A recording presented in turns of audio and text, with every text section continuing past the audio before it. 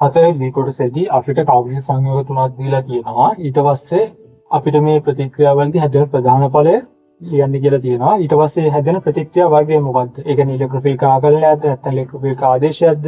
නැත්නම් ජලනුවක් ඉවත් වීමක්ද? නැත්නම් නියුක්ලියොෆිලික ආකලනයක් හරි නියුක්ලියොෆිලික ආදේශයක් හරිද කියලා ලියන්න කියලා කියනවා. එහෙනම් අපි මෙතන තියෙනවා අපි දන්නවා ඉලෙක්ට්‍රොෆිලික ආකලනයකදී ඇල්කයින් එකට හෝ ඇල්කීන එකට නව පරමාණු එකතු වීමක් වෙනවා. එතකොට sp2 මුහුම් කරන sp3 මුහුම් කරන බවට පත් වෙනවා. එහෙනම් මේ පළවෙනි මේ ඇල්කීනය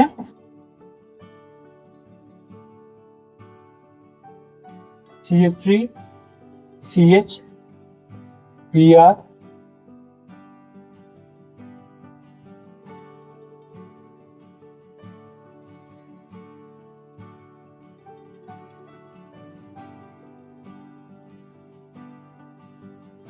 බවට පත් වෙනවා. මේ ඩයිහෙලයිඩ් හදන එක නැත්තම් HBr එකක් වගේ හදන එක HBr එකක් එකතු වෙන එක ඉලෙක්ට්‍රොෆිලික ආකලන වල වෙනවා.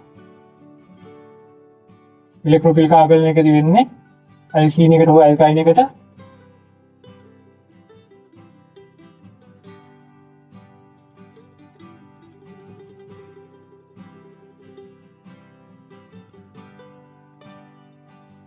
නව පරමාණු ඒවල තිබ්බ ඉලෙක්ට්‍රෝන ඝනත්වය වැඩි 5 වර්ධනයේ විදිලා ඒකට නව පරමාණු එකතු වීම. ඒකේ එතනදී මේ තිබ්බ sp2 මුහුම් කරන sp3 මුහුම් කරන බවට පත් වෙනවා. ඊළඟ එකේ තියෙන මධ්‍යසාරයක් තියෙනවා. ඒකට නිද්‍රාලී Al2O3 දාලා රත් කරනවා. අනිවාර්යයෙන් මෙතන ජල අණුවක් ඉවත් වීමක් වෙනවා.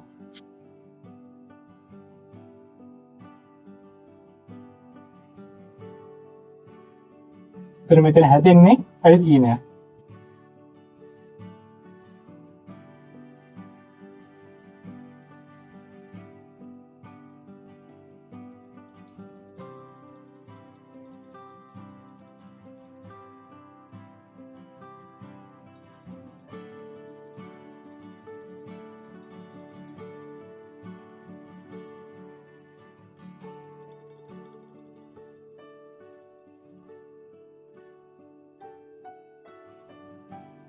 ඊළඟ එකේ තියෙන මධ්‍යසාරයක් තියෙනවා. ඒක HBr එකකින් HBr එක ප්‍රතික්‍රියා කරලා තියෙනවා. අපි දන්නවා නියුක්ලියෝෆයිල් එකක් හරි නැත්නම් ඇල්කිල් හෙලයිඩ් එක හරි හෙලයිඩ් එක ප්‍රබල නියුක්ලියෝෆයිල් එකක් මගින් ආදේශ කරන එක සිද්ධ වෙනවා. ඒකට කියන්නේ නියුක්ලියෝෆිලික ආදේශයක් කියලා. එතකොට මෙතනදී මේ මධ්‍යසාරයට HBr දාපුවම ඇල්කිල් හෙලයිඩ් එකක් තමයි හැදිලා තියෙන්නේ.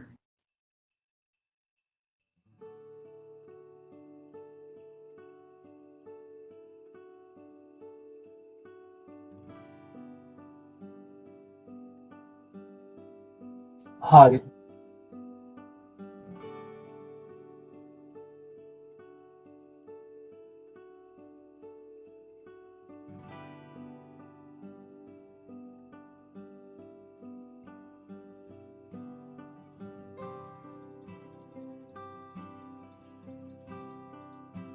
අපි බලමු.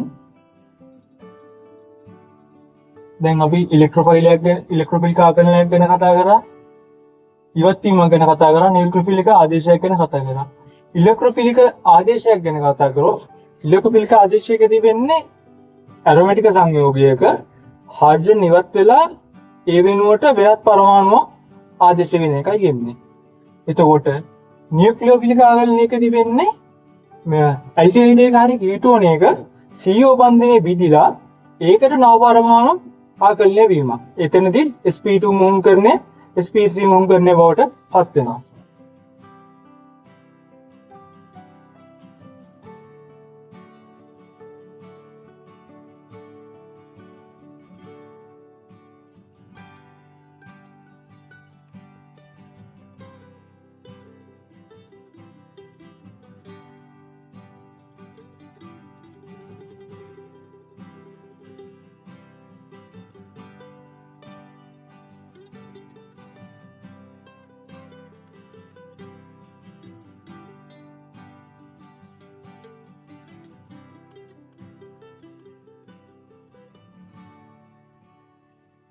ඉලෙක්ට්‍රොෆිල් කාගලනයක් කියන්නේ ඇල්කේන හෝ ඇල්කයින වල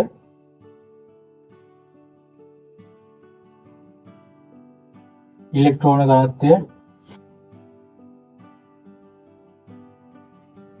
වැඩි ෆයි බන්ධනයට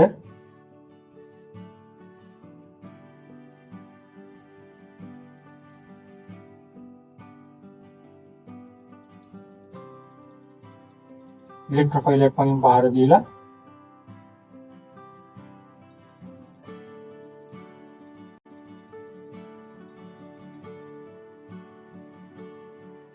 නව පරමාණු එකතු වීම.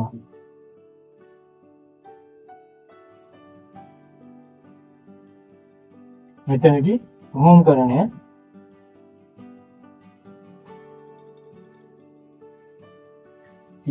sp2 එක sp3 බවට පත් වෙනවා. ඊළඟට ඉලෙක්ට්‍රොෆිලික ආදේශය.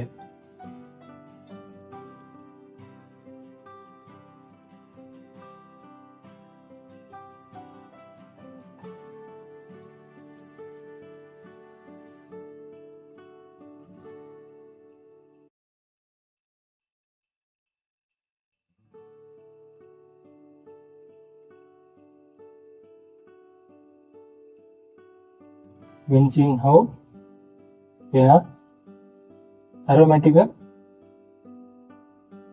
සංයෝගයක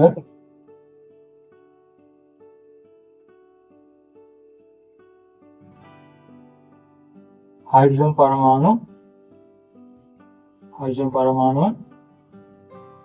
වෙනත් පරමාණුවක් මගින්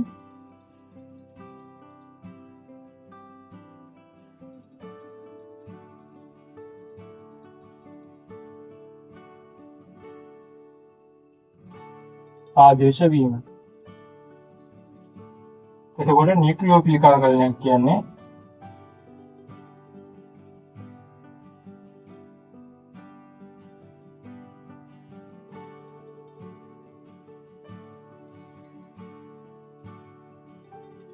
ඇල්ඩිහයිඩ් එක හරි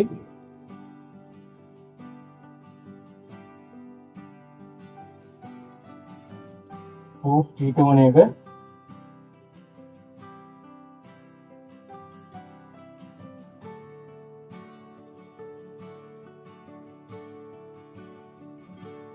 මේ කාබන් ද්විත්ව බන්ධනයට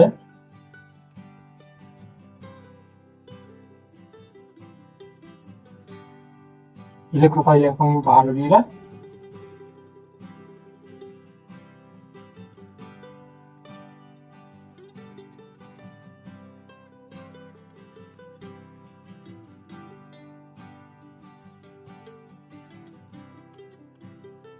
මේ Cu බන්ධනයට නව පරමාණු එකතු වීම.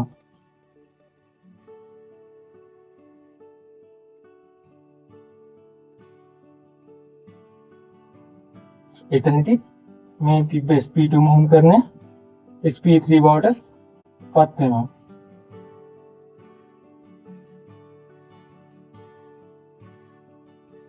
ඊළඟට නියුක්ලියෝෆිලික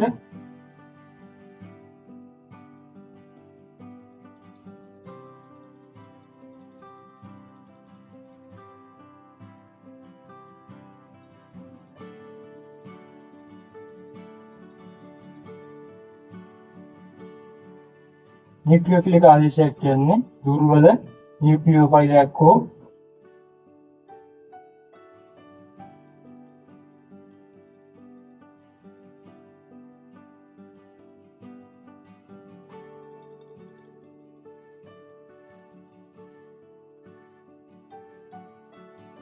Alkyl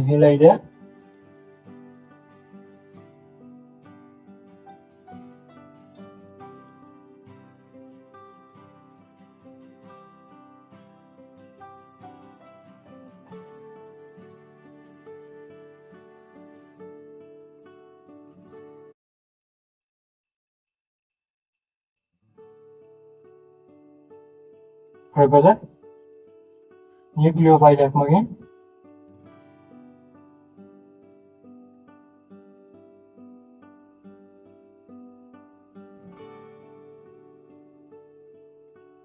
මගින් ආදේශ වීම.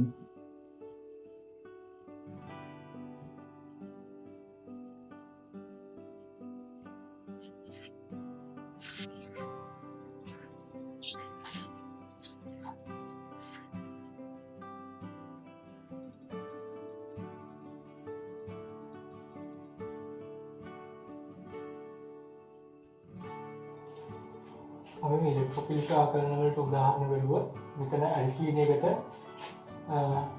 Br ක්‍රියා ආකරණය වෙන එක ආකරණය වෙලා ඩයිහැලයිඩ් එකක් හදන එක ඉලෙක්ට්‍රොෆිලික ආකරණය. ඒ වගේම ඇල්කීන් එක හරි ඇල්කයින් එකට HX එකතු වෙලා ඒකෙන්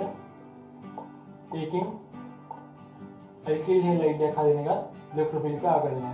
ඉලෙක්ට්‍රොෆිලික ආදේශයක් වෙන්නේ බෙන්සීන් එකක් හරි නැත්නම් වෙනත් ඇරොමැටික් සංයෝගයක හරි හයිඩ්‍රජන් පරමාණු ඉවත් වෙලා ඒ වුණාට වෙනත් පරමාණුවක් ආදේශ වෙන එක. උදාහරණයක් විදිහට ගත්තොත් බෙන්සීන් එක සාන්ද්‍රෂ්ඨ NO3 සාන්ද්‍රෂ්ඨ සෝපු දාවම නයිට්‍රෝජනේදී මේ නයිට්‍රෝබෙන්සෝයින් එක හදන එක ඉලෙක්ට්‍රොෆිලික ආදේශය. එතකොට බෙන්සීන් එකට Br2 දාලා FeBr3 එක රත් කරපුවම බ්‍රෝමෝ බෙන්සීන් හැදෙන එක ඉලෙක්ට්‍රොෆිලික ආදේශය. එතකොට නියුක්ලියෝෆිලික ආකරණයක් වන්නේ ඇල්ඩිහයිඩ් එකක් හෝ කීටෝන වලට HCN ආකරණය වෙන එක. මේ ඇල්ඩිහයිඩ් එකක් හෝ කීටෝනයක් ග්‍රීන්හාර්ඩ් එක RMGX එක ප්‍රතික්‍රියා කරලා ජල විච්ඡේදනයේ මධ්‍යසාර හදන එක. ඊළඟට නියුක්ලියෝෆිලික ආදේශය. නියුක්ලියෝෆිලික ආදේශය වන්නේ මේ ඇල්කිල් හැලයිඩ් එක ජලීය KOH එක ප්‍රතික්‍රියා කරලා මධ්‍යසාර හදන එක. ඇල්කිල් හැලයිඩ් එක KCN එක ප්‍රතික්‍රියා කරලා RCN හදන එක. මේ ප්‍රොපනෝල් එක HBr එක ප්‍රතික්‍රියා කරලා මේ ඇල්කිල් හැලයිඩ් එක හදන එක. මේ ඇල්කිල් හැලයිඩ් එක ඇමෝනියා එක ප්‍රතික්‍රියා කරලා මේ R ඇමෝනියම් + X- හදන එක.